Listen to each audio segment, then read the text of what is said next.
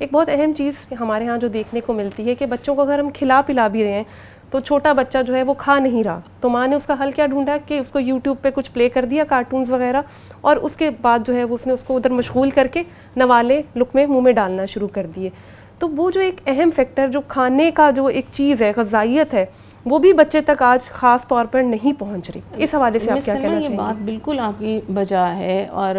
بہت سارے ان چیزوں کو ہم آئے روز مشاہدہ کرتے ہیں، اپنی فیملیز میں کرتے ہیں،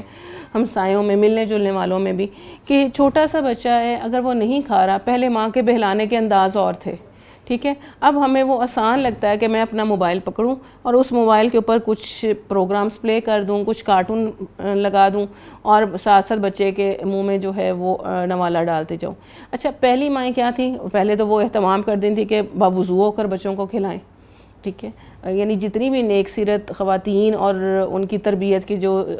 مزاج دیکھا جاتا ہے کہ انہوں نے اپنے بچوں کی کس طرح سے تربیت کی، تو وہ باقاعدہ وہ مائیں باوضو رہا کرتی تھیں. اچھا، اب ہمارے پاس ٹائم نہیں ہے اس چیز کا، ہم پاکی ناپاکی کو بالکل اپنی زندگی سے خارج کر کے بیٹھ گئے ہیں. پھر وہ جو لقمہ حلال اور حرام تھا اس کی بھی تمیز بھلا دی. تیسری چیز یہ کہ جب ہم بچے کو کھانا کھلاتے تھے، ہم کو بسم اللہ پڑھ کر کھلاتے تھے، پھر اس کو بتاتے تھے کہ یہ غذا ہے. اب وہ جو غذا بچے کے اندر جا رہی ہے، معدے کے اندر جا رہی ہے، اور جو ماہرین غذائیات ہیں وہ بھی کہتے ہیں کہ جب تک آپ کی توجہ پوری اس غذا کے اوپر نہیں ہے آپ اس سے فائدہ حاصل تو آپ اس سے فائدہ نہیں حاصل کر پاتے. تو جو اس کے نقصانات میڈیا کے جو ہیں وہ طبی طور پر ہیں کہ اس سے بچے کے برین کے اوپر کیا کیا اثرات پیدا ہو رہے ہیں، اس کی آئی سائٹ کس طرح سے ویک ہو رہی ہے، وہاں پہ اس کے معدے کے اوپر بھی اثرات مرتب ہو رہے ہیں کہ ہم بہترین سے بہترین غذا کا انتظام کرتے ہیں، ٹھیک ہے، بچے کو کھلانے کے لیے کہ یہ وہ فلاں غذا ہے، اس کو لے کر آنا ہے، یہ فلاں دودھ ہے، یہ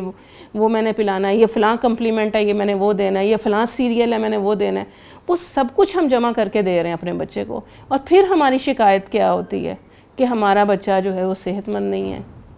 بیماریوں کا شکار ہے. تو ہم اس طرف توجہ نہیں کر پاتے ہیں کہ اتنا سب کچھ دینے کے باوجود ہم نے یہ تمام چیزیں جو دی ہیں اس کو مادی چیزیں دے دی ہیں، لیکن جس چیز کی اس کی روحانی پیاس تھی، اس روحانی پیاس کو دور کرنے کے لیے ہم نے کچھ نہیں دیا. اور وہ پیاس کیا تھی؟ وہ ماں کا لمس تھا، ماں کا پیار تھا. جس طرح سے وہ ماں گفتگو کرتی، اس کے ساتھ پیار کرتی، اور طرح طرح کی مائیں جو ہیں وہ